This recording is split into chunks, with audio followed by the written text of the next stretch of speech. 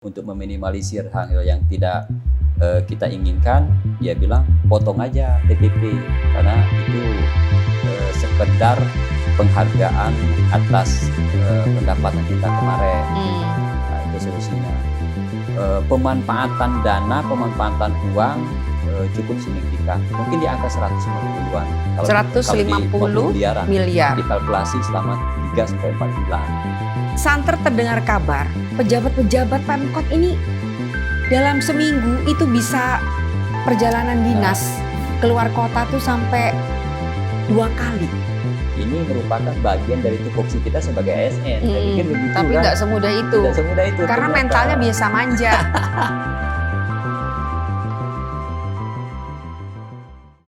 Assalamualaikum warahmatullahi wabarakatuh. Selamat siang. Saat ini saya sedang berada di Media Center Pemerintah Kota Palembang. Saya bersama Sekretaris Daerah Kota Palembang, Haji Ratu Dewa. Assalamualaikum warahmatullahi wabarakatuh, Mbak Weni. Makin belaga. Alhamdulillah, syukur. Oke, jarak kita 1 meter. Ya. Kita buka masker, ya. Insya Allah kita sehat. Mau buka masker apa enggak, Pak Dewa? Terserah boleh. Ya. Iya. Supaya mungkin lebih jelas ya pembicaraan kita. Oke. Beberapa hari lalu saya membaca di koran kami tentu saja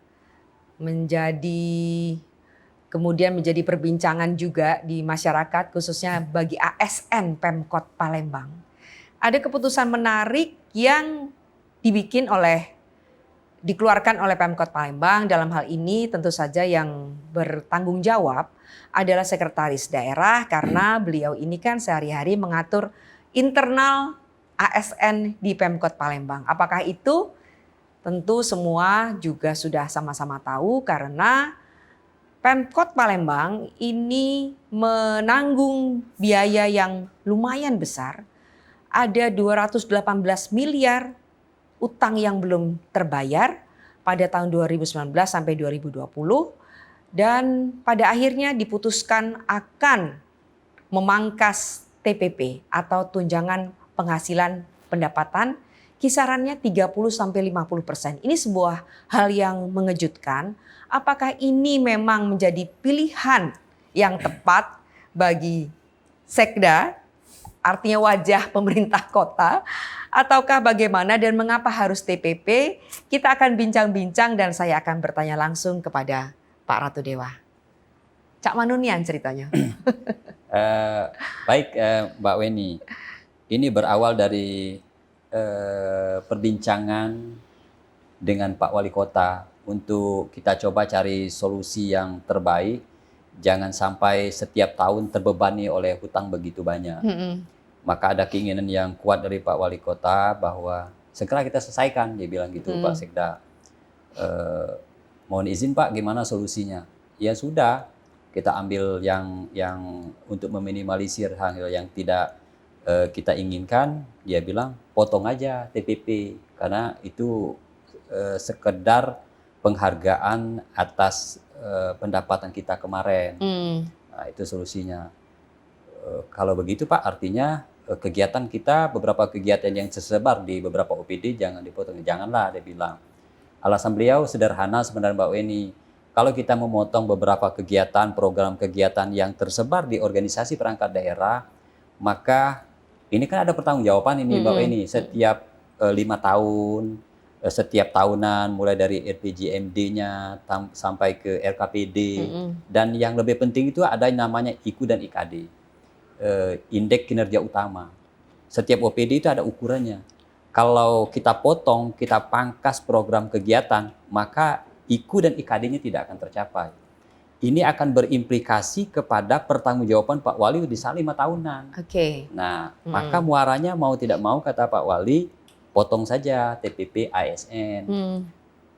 Mohon izin Pak Wali, ini sebelum diputuskan saya minta waktu untuk ada kajian dan juga akan saya bahas dengan rapat TAPD. Itu ceritanya Mbak Weni. Dan sudah diputuskan tidak bisa mundur lagi. Jumlahnya berapa memang kalau dipotong dengan kisaran 30-50%? Iya. Jadi kemarin kita rapat Mbak Weni. Rapat membahas belum pada keputusan yang final. Akan tetapi kita kasih beberapa opsi kemarin berkembang. Opsinya diantaranya apakah ini pemotongan langsung seluruh selama 3 bulan atau sampai ke Desember kita potong seluruh TPP 30-50%, atau opsi yang kedua. Opsi kedua adalah penundaan. Katakanlah begini, umpamanya di bulan Mei, ini kita bayarkan 50% dulu. Terus di bulan Juni, Juli, Agustus ini kita tunda pembayarannya. Nah, itu memang terjadi pemanfaatan dana, pemanfaatan uang cukup signifikan. Mungkin di angka 150-an. Kalau 150 miliar. Dikalkulasi selama 3 sampai 4 bulan. Nah, besar kemungkinan kayaknya kita ngarah ke sana. Mengarah ke pertama di Mei ini akan ada pemotongan 50%, tapi pembayarannya ditunda. Jadi dibayar dulu 50%, setelah Juni, Juli, Agustus baru penundaan pembayarannya. This artinya di saat terakhir ini dibayarkan. Tetapi dengan catatan, PAD kita sesuai dengan target. Nah, PAD sesuai target. Oke. Kemarin itu untuk target PAD berapa? Iya. Kemarin memang target kita ya? di 1,55. 1,2 kalau sekarang. Kalau sekarang di 2021 1,2. Nah, tapi ada tren yang cukup menarik. Ketika kita rapat kemarin, saya minta laporan dengan kepala BPPD. Coba gimana laporan terhadap pendapatan. Ternyata pendapatannya target triwulan pertama dari bulan Januari sampai ke Maret, masuk April ini, Mbak, targetnya 15%. Baru 15%. Kenyataannya yang menurut laporan kemarin itu di angka 15,8%. Artinya ini sudah tercapai untuk triwulan pertama. Nah, kita lihat tren-tren di triwulan berikutnya. Mudah-mudahan baik ini saja ini nanti akan berkembang dan meningkat. Kalau ini meningkat artinya TPP ASN bisa dikembalikan penundaan tadi. Oke, jadi ini boleh dibilang sebagai solusi ya, sebagai solusi dan tidak akan berlangsung selamanya seperti itu ya. Selamanya. Tapi ngomong-ngomong, seberapa besar sih TPP eselon 4 di Pemkot Palembang kemudian berjenjang sampai ke atas? Sebenarnya bervariasi, Mbak. Bervariasi. Lebih besar dari Pemprov sudah pasti. Oh ya, jauh lebih karena besar. Kota ya. Oke.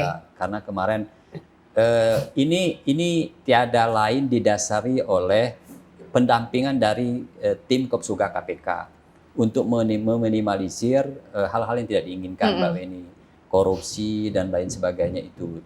Dengan harapan besarnya TPP, produktivitas kerja meningkat dan juga potensi untuk hal-hal yang tidak diinginkan, katakanlah korupsi itu tidak terjadi. Nah, cukup bervariasi mulai dari angka 2.500.000, ada yang 5 juta, ada yang 15, ada yang 40, ada yang sampai terus secara berjenjang. Coba tolong sebutkan dirinci. Eselon 4 berapa? Eselon 4 kalau saya tidak salah itu berkisar di angka 5 jutaan. 5 juta. Ketiga bisa jadi di angka 15 jutaan. Terus di Eselon 2 ada 35 sampai 40-an, 40 jutaan. Pak Sekda? Ya, saya sendiri bisa di angka 80-an jutaan. Kalau Pak Sekda, hitungannya jadi nggak pulang ke rumah lagi karena kerja sepanjang hari. TPP-nya besar, jadi tanggung jawabnya juga tentu saja sangat berat. Iya. Begitu kan ya? Oke. Memang seberapa efektifkah TPP itu bisa membantu performa kinerjanya ASN? Iya. Nah ini Mbak Weni. Kalau jawaban ideal kan kita udah tahu lah ya. Tapi kemudian KPI-nya tuh artinya dikunci melalui indikator-indikator yang ada di KPI itu seberapa besar? Misalkan seperti itu. Misalkan telat untuk presensi kehadiran, apakah kemudian dipotong? Ya. Kemudian ada apa lagi? Misalkan menolak tugas, apakah dipotong? Kayak gitu nggak? Ya. Jadi begitu Pak Wali perintahkan saya kemarin, itu TPP-nya potong. Saya coba teman-teman wartawan tanya dengan saya. Pak Wali bilang solusinya demikian. Wah itu bermunculan, Mbak. Artinya saya lempar isu itu, wacana itu berkembang. Ternyata cukup banyak yang DM, yang SMS, yang WA ke saya. Pak tolong jangan dipotong. Alasannya macam-macam. Cicilan udah banyak. Hutang di bank, segala macam. Iris juga Mbak Weni, kita rasakan diri kita kan bagaimana. Saya coba jelaskan dengan Pak Wali, Pak kondisi begini. Kayaknya Pak Wali juga maklum kan. Nah termasuk apa yang kata Mbak Weni tadi, di satu sisi kita ingin produktivitas kerjanya bagus, baik ASN, tetapi mereka juga harus sadar bahwa oh, ini ada hak dan kewajiban saya yang harus dipatuhi. Nah memang kenyataan seperti kata Mbak Weni, makanya mulai di Maret kemarin kita sudah terapkan itu. Bagi ASN yang terlambat, maka TPP-nya dikurangi. Berapa banyak? Sampai ada yang tergantung itu ke tingkat keterlambatannya juga. Ada yang 5%, ada yang bahkan sampai 20%. Dan itu sudah kalau dilakukan. dia terlambat maka TPP-nya dikurangi. Oke, terus apa lagi? Sanksi-sanksi apa lagi yang bisa membuat ASN itu harus menerima TPP utuh karena memang tuntutannya seperti itu? Iya. Di antaranya lagi kalau dia memang sampai, ini kan bermacam-macam, kebetulan juga yang melekat jabatan di Sekda ini kan salah satunya ketua penjatuhan hukuman disiplin. Cukup banyak Mbak Weni. Ada yang sampai ratusan hari tidak masuk kerja, maka TPP-nya tidak kita kasihkan. Termasuk dia penundaan pangkat dan juga penundaan berkala. Semuanya itu kita lakukan. Itu presentasinya banyak nggak yang seperti itu? Mungkin dia udah punya usaha di luar sehingga tidak menganggap lagi ASN ini sebuah hal yang penting. Ada nggak sih sanksi seperti itu? Nggak juga ya? Nggak juga. Semata-mata kayaknya faktor perekonomian ya. Tapi ada kecenderungan saya lihat males saja. Rata-rata begitu. Tidak mau lagi karena gajinya sudah habis di bank. Akhirnya dia udah malas dan mencari side job lain bisa jadi juga ya. Kalau sisi persentase 0, sekian persen lah.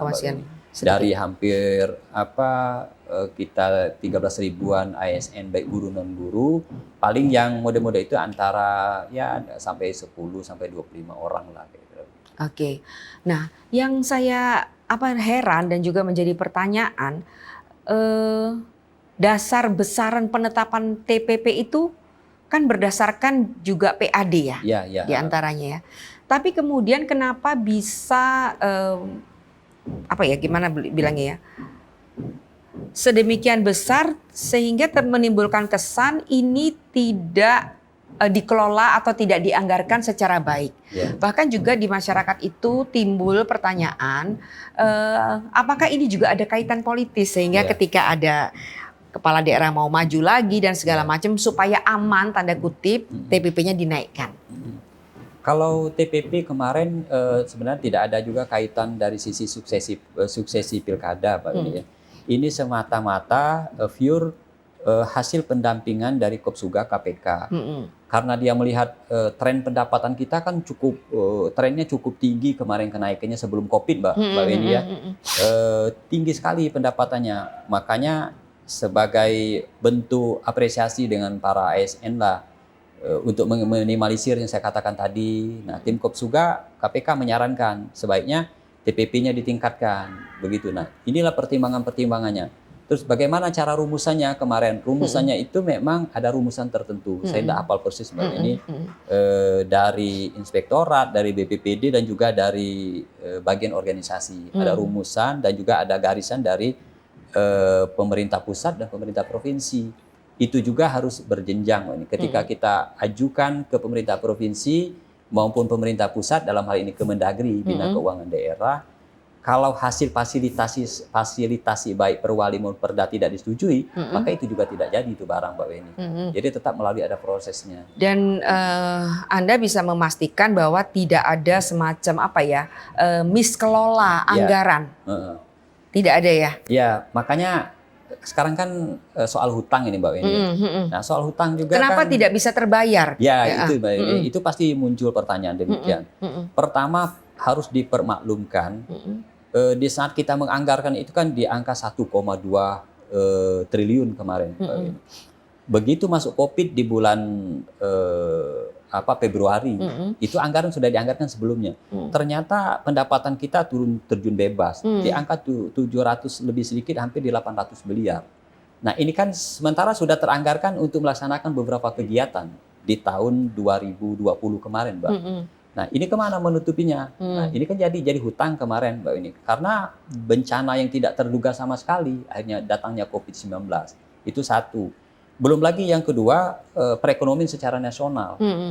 kita didapatkan berapa kali refocusing dan realokasi anggaran yang luar biasa, pemotongnya sampai sekian persen. Untung saja berkat kepatuhan dan ketaatan kita dengan pemerintah dari Kemendagri maupun dari Kemenkyu, akhirnya kita dapat DED juga hampir 19 miliar. Nah ini yang bentuk kepatuhan kita terhadap refocusing dan realokasi anggaran.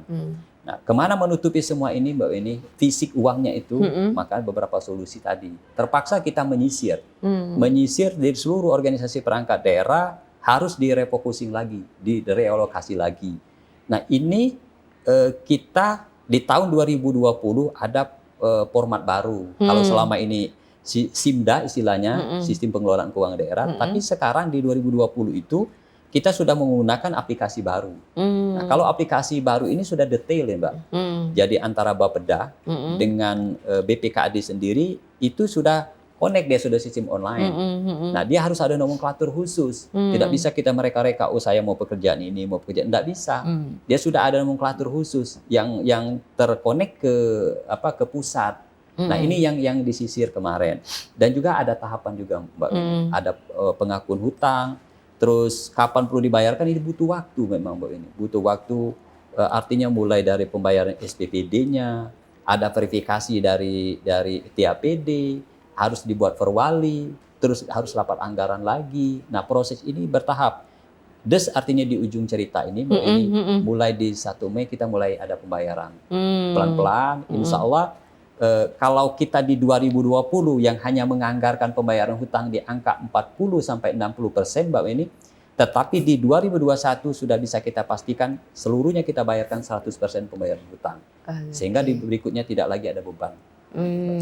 Oke. Jadi semua harap-harap cemasnya sudah bisa teratasi mudah-mudahan ya. Ya, Oke. Nah, sekarang saya mau tanya ini, di luaran sana Pak Dewa, santer terdengar kabar pejabat-pejabat Pemkot ini dalam seminggu itu bisa perjalanan dinas keluar kota tuh sampai 2 kali.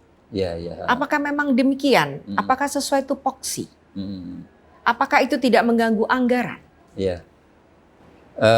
Kita memang di tahun 2021 ada pengetatan anggaran. Tadi yang soal efisiensi anggaran tadi, Mbak Penny. Nah, ini juga mengacu kepada Perpres 33. Anggaran cukup signifikan. Kalau selama ini ada uang representatif, ada uang saku dan lain sebagainya. Tapi sekarang memang sama kayak pengelolaan keuangan di pihak kementerian. Nah, bagaimana pembatasannya kemarin? Sebenarnya para OPD harus taat dan disiplin dengan surat yang dikeluarkan oleh Pak Wali, dalam hal ini efisiensi anggaran. Yang kalau ingin melaksanakan perjalanan dinas, umpamanya lebih dari sekian hari dan sekian orang, dia harus ada persetujuan wali kota. Jadi selagi itu dia mendapatkan persetujuan wali kota, maka dia dipersilahkan untuk melaksanakan perjalanan dinas dengan satu catatan bahwa perjalanan dinas itu harus dilengkapi dokumen yang memang sah. Di antaranya ada laporan, ada bukti pendukung, terus kalau konsultasi dia apa isi materi konsultasinya. Nah, selagi itu umpamanya tidak dia penuhi, maka dari OPD-nya itu berhak untuk tidak dibayarkan. Berhak untuk tidak dibayarkan. Sementara kan ASN pinter-pinter ya, yang kayak gitu bisa tuh. Yang penting laporannya ada, bukti hitam di atas putihnya ada. Semangat gini maksud saya, semangat yang mau kita bawa ke masyarakat apalagi pada masa COVID saat ini adalah tentu semua harus ketat. Anggaran harus ketat. Semuanya harus merasakan keprihatinan yang sama kan gitu ya. Jadi menjadi ASN di Pemkot Palembang ini dengan punggawanya Bapak Sekda, maka betul-betul menjadi ASN yang berwibawa gitu kan ya. Gitu kan ya, Om Dewa? Setuju. 2 hari lalu Helmi Yahya itu kan diwawancara Q&A oleh wartawan kami. Helmi Yahya bilang banyak sekali investor yang datang ke Kampung Kapitan dan dia kebetulan juga punya tanah di situ. Ingin memajukan Kampung Kapitan, tapi ternyata investor tersebut putar balik karena ternyata akses jalan ke situ sulit. Kondisinya kelihatannya kurang berprospek, padahal di sana ada legacy ya kan, rumah Mr. Kapitan, boleh dibilang seperti itu. Apa tanggapan Pak Dewa tentang hal ini? Iya. Ada nggak upaya untuk menghubungkan akses jalan dari Kampung Kapitan ke tempat-tempat lain sehingga betul-betul menjadi tempat yang strategis? Iya. Jadi memang di Kampung Kapiten itu Mbak ini adalah potensi yang bagus. Saya sudah terdengar itu di saat saya masih jadi Kepala Humas Protokol Pak Gubernur dulu. Iya. Sudah mulai terdengar di saat Pak Zaman Helmi Pak SO Yahya, ya? DSO, Pak Sera Usman. Terakhir juga berkembang tempatnya itu sebenarnya sudah pernah kita anggarkan di sana Mbak Win.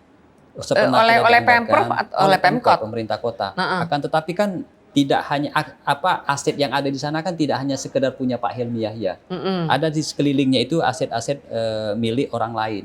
Nah, keinginan kita dari pemerintah kota kemarin sebenarnya pembebasan itu juga termasuk pembebasan milik warga itu, warga yang lain. Sekalian. Sekalian. Ya. Nah, memang ada kejadian menarik di saat ada tim survei ke lapangan, waktu itu tim survei ke lapangan, kira-kira seminggu di sana yang tanah milik warga lain sudah langsung naik. sudah naik tinggi sekali. Sedemikian rupa. Nah, sedemikian rupa. Nah, setelah itu kita sudah mulai merintis ini akan dijadikan potensi wisata, termasuk di 2020 kemarin kembali datangnya suasana datang tadi COVID ini. COVID sehingga itu belum bisa tertata. Termasuk sepanjang mulai dari Pasar 16 sampai ke Bekang sampai lurus ke sana itu sudah ada DED-nya semua akan kita bangun, termasuk di tempatnya Pak Helmi Yahya. Nah, sekali lagi bahwa itu sudah pernah kita dijadikan potensi yang cukup representatif, akan tetapi tadi terkendala. Berapa itu biayanya yang sudah dianggarkan kemarin? Dan kapan akan dianggarkan lagi? Kemarin itu untuk penganggaran pembebasan lahan, pembebasan lahan. Baru itu ya? Baru itu pembebasan lahan. Belum pada tingkat penataan tempat destinasi wisatanya. Karena dengan satu harapan kita mengharapkan ada investor yang akan mengelola itu. Tentunya kan investor masuk ini kan dua, yang penting clean dan clear persoalan tanahnya. Itu lahannya bebas, tidak ada gangguan. Insya Allah dia akan segera masuk. Yang kedua dia akan lihat DED-nya. Kalau itu sudah clear biasanya investor akan cepat masuk ke sana. Itu kendalanya kemarin, Mbak. Oke, tadi angkanya belum nyebut ya? Angkanya pembebasan lahan kemarin hampir di angka 100 miliar. Cuman 100 miliar loh padahal ya? Ya, tapi kapan dihadapkan dengan suasana COVID kemarin kita diharuskan BTT. Iya pasti itu refocusing juga, Mbak. BTT. Maka seluruh infrastruktur kemarin kita pangkas semua. Oke. Kalau Pulau Kemarau gimana? Oh ya, untuk Pulau Kemarau sebenarnya hasil pengukuran terakhir kita memang di angka 18, sekian hektar, Mbak. Ada lagi aset pemerintah kota, ada lagi aset pihak swasta Intan Sekunyit, ada lagi aset dari Wika. Nah, ini pakai bermacam-macam klaimnya, Mbak. Masing-masing juga punya argumen, punya dokumen pendukung dan lain sebagainya. Pemerintah kota juga punya dokumen. Nah, kita sudah pernah saya minta dengan Pak Asisten kemarin coba difasilitasi dalam bentuk FGD lah, forum diskusi bersama. Akan tetapi memang belum ada titik temu. Yang pada akhirnya saya kira muaranya nanti kebenaran itu kan berada di pengadilan, beradu nanti di sana. Oh, jadi masih harus menunggu itu karena sedemikian banyak yang mengklaim ya, boleh dibilang ya. Tetapi kita sudah dengan pihak BPN pengen adakan pengukuran. Pada saatnya nanti BPN mengadakan pengukuran berapa hektar adanya. Kalaupun ada sanggahan, Mbak Weni, kan di sana BPN punya proses sebelum sertifikat keluar. Iya, iya. Nah, kalau ada sanggahan, maka BPN akan yang menyelesaikan persoalan persengketaan tanah ini. Nah, kalau tidak ada sanggahan dari warga, dari masyarakat, maka sertifikat bisa keluar dan itulah hak miliknya pemerintah kota yang harus digarap sebagai destinasinya wisata baru untuk Pulau Kemarau. Oke. Pak Sekda, belanja daerahnya Pemkot Palembang ini kan relatif besar ya. Saya di sini lihat contekan sebesar 4,33 triliun dengan rincian belanja operasi sebesar 3,2 triliun, kemudian belanja modal 975,24 M dan belanja tidak terduga 157,30 M. Belanja daerah ini termasuk belanja rutin, artinya gaji, kemudian honor dan segala macam itu berapa? Kalau detail rincinya saya tidak paham betul Mbak Weni ya. Tetapi memang di angka 4,33 triliun itu adalah APBD kita. Iya, APBD Pemkot. pemerintah Kota Palembang. Nah, memang kita juga harus lihat bahwa jumlah ASN kita luar biasa. Berapa ya? Eh, Berapa belas Total ribu? keseluruhnya kalau sama BUMD itu hampir di angka hampir mendekati 20.000. ASN kita hampir 13 ribuan, Iya, baik 13. guru, non guru. Belum lagi ditambah non PNSD. Non PNSD itu hampir di angka 4.550-an. Itu non PNSD saja. Belum saja kita kalikan dengan 3 juta per bulan.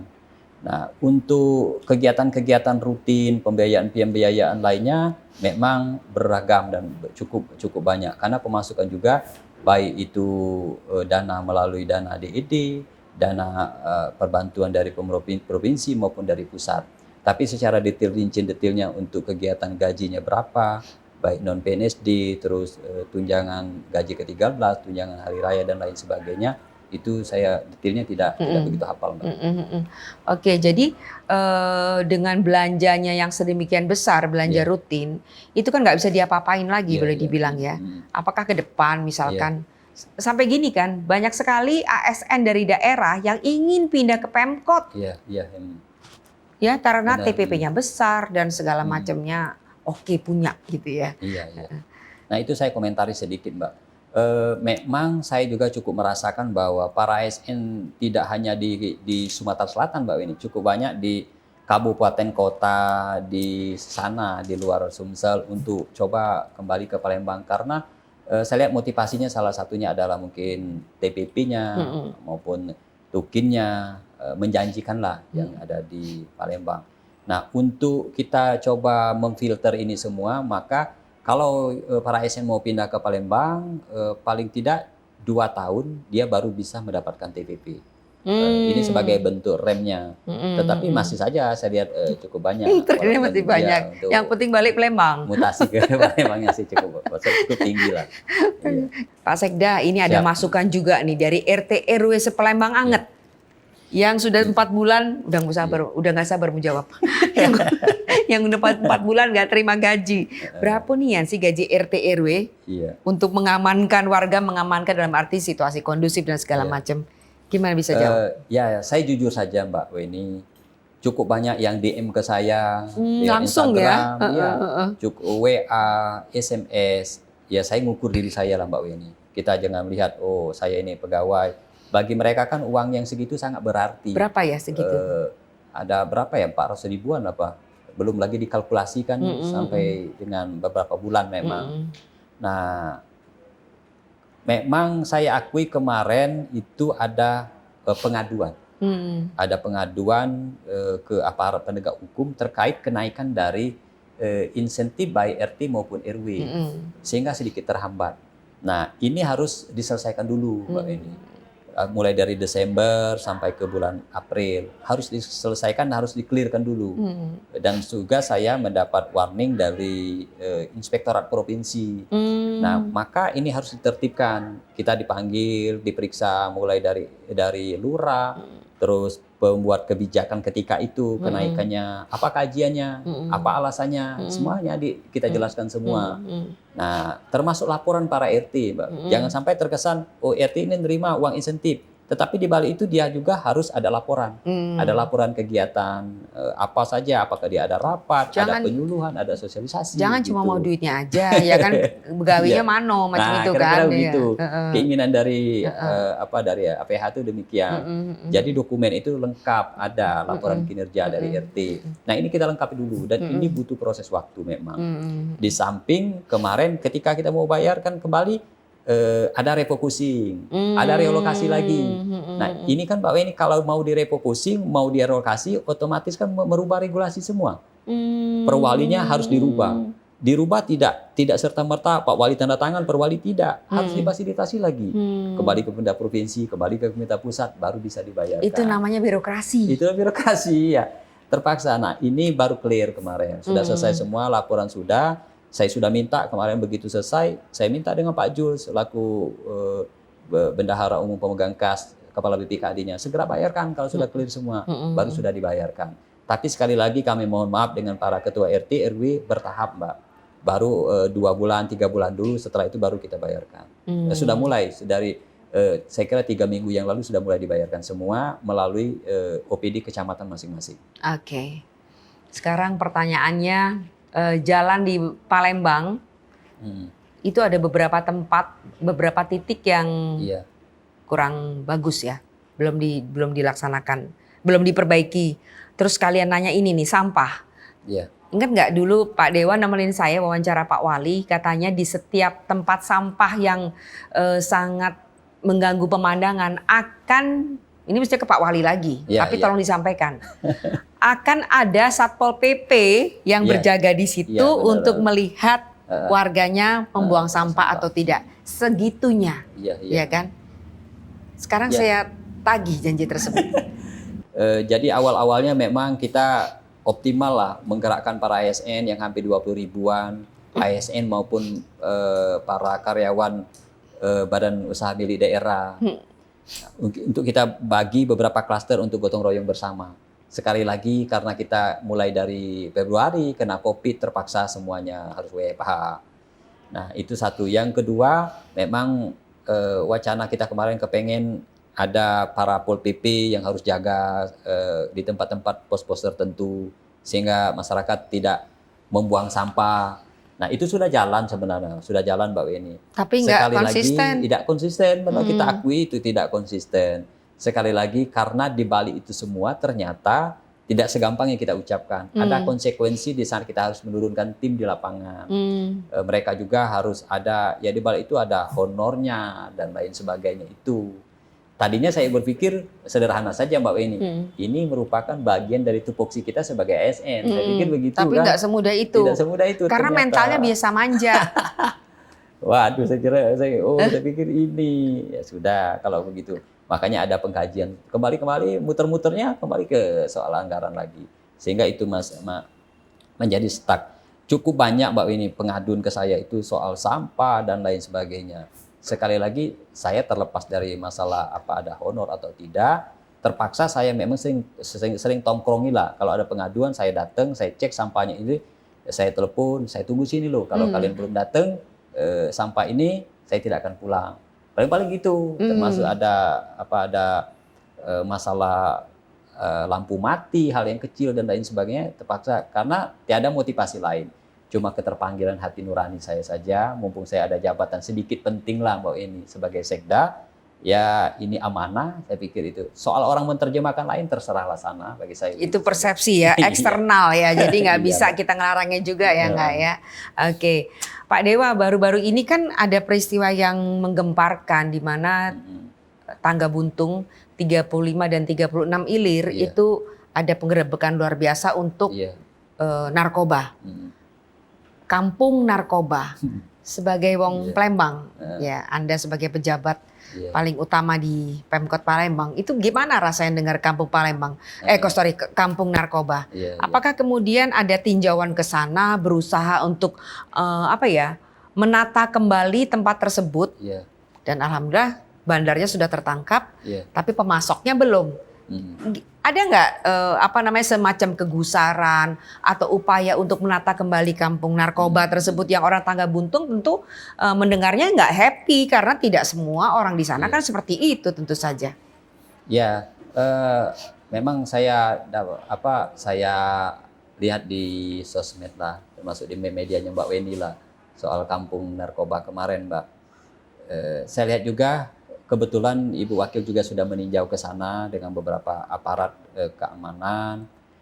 Akan ada penataan ulang terhadap kampung itu. Yang orientasi selama ini adalah terkesan, kampung itu adalah kampung yang tidak diinginkan oleh masyarakat. Akan ditata kembali, saya dapat informasi, saya baca lewat media, akan dijadikan kampung bersinar katanya kan di sana. Tinggal, yang ngasih nama bersinar siapa? Nah, saya kurang tahu kasih ide dasarnya dari siapa kampung itu Mbak Weni. Yang jelas saya ini karena pada tingkat bukan penentu kebijakan di sana, masih Pak Wali dengan mungkin Ibu Wakil di sana. Tinggal posisi saya kalaupun ada program kegiatan penataan, paling saya sudah harus memikirkan pengalokasian anggarannya berapa, terus OPD mana yang harus bertanggung jawab, karena tidak bisa hanya OPD tertentu saja, ini akan terintegrasi, baik itu dengan DLHK-nya sendiri, dengan Perkimtannya sendiri, Pertamanan, dan juga dengan OPD-OPD yang terkait lainnya. Saya kira menyikap itu harus komprehensif dan terintegrasi. Iya, oke, karena kapasitasnya Sekda tentu saja balik-baliknya soal anggaran. Gitu ya. Nggak boleh lebih dari itu. Nanti salah. Oke. Yang pasti Pak Sekda kita popularitasnya dan juga mungkin dari survei sudah naik. Dan ketika pilkada di sini, tapi kan serentak semua nanti ya, 2024 ya. 2024. Habisnya 2024 ya? Iya. Emang 2024 2023 kalau habisnya. Habisnya di September, 18 September 2023. Oke. Udah langsung running through ke 2024. Ya. Dan Pak Sekda kita ini akan menjadi salah satu kandidat ya. Siapa yang bilang? Masyarakat di luar sana ya yang mengartikannya demikian. Gimana Anda menyikapi hal itu? Pertama, saya kira ini kan apa Mbak ini? Bagi saya prinsip hidup saya ini kan mengalir saja, Mbak. Saya juga tidak terlalu ambisius lah soal mengejar sebuah amanah. Karena pesan Gus Dur saya ingat betul, karena beliau adalah tokoh Nahdlatul Ulama, saya dibesarkan orang NU. Kalau terlalu ambisius mengejar amanah, dia akan dibebani oleh amanah itu sendiri. Bagi saya tidak mau. Saya ingin mengalir saja. Persoalan lain ada, silakan masyarakat menilai. Yang jelas 3 tahun itu waktu yang relatif masih lama. Saya tetap masih fokus saja dulu sebagai jabatan di sekretaris daerah. Saya tidak mau berandai-andai dulu, apalagi dibilang sudah harus calon wali kota dan lain sebagainya. Dari awal sebenarnya saya tidak mau Mbak Winnie bahwa foto saya itu di mana-mana. Kok banyak tapinya? Ya ini kan cuman inovasi-inovasi dari para organisasi perangkat daerah. Bahkan kalau mau jujur, saya ingat betul waktu itu di depan Pak Wali, saya katakan dengan Pak Wali, janganlah foto-foto saya di pejeng-pejeng, ada Pak Wali, ada Ibu Wakil, terus ada saya. Sudahlah kata Pak Wali, tidak apa-apa lah, biar orang tahu juga kamu sebagai sekretaris daerah. Berawalnya dari sana sebenarnya Mbak Weni. Jadi perintah Pak Wali. Kayaknya mulai nyebar terus, ada foto-foto demikian. Sebenarnya dari sana mulainya. Bagi saya sekali lagi, apalagi kan saya ini orang pinggiran Mbak Weni. Orang pinggiran kan orang marginal lah. Tahu diri lah kira-kira itu. Nah, persoalan lain silakanlah masyarakat menilai. Orang pinggiran rezeki kota. Itu tadi perbincangan saya dengan Sekda Kota Palembang, Bapak Haji Ratu Dewa. Dan Pak Ratu Dewa tolong sampaikan pesan kepada para ASN di Kota Palembang supaya mereka semua semangat dan bukan hanya menuntut hak tapi punya kewajiban. Silakan. Himbauan saya kepada teman-teman ASN tentunya tetap disiplin itu harus memahaminya secara komprehensif. Disiplin bukan hanya sekedar mengisi daftar hadir pagi, siang, dan sore hari. Tetapi di sana ada hak dan kewajiban kita. Ada amanah di sana, ada produktivitas kerja yang harus kita laksanakan. Maka dari itu kerja yang baik, terus laporan kinerjanya jangan lupa. Yakin dan percayalah semuanya akan jadi bahan perhatian dari pimpinan kita, termasuk kami sendiri. Mudah-mudahan ini akan menjadi solusi terbaik buat kita bersama. Oke, terima kasih. Sehat selalu. Amin, amin, amin.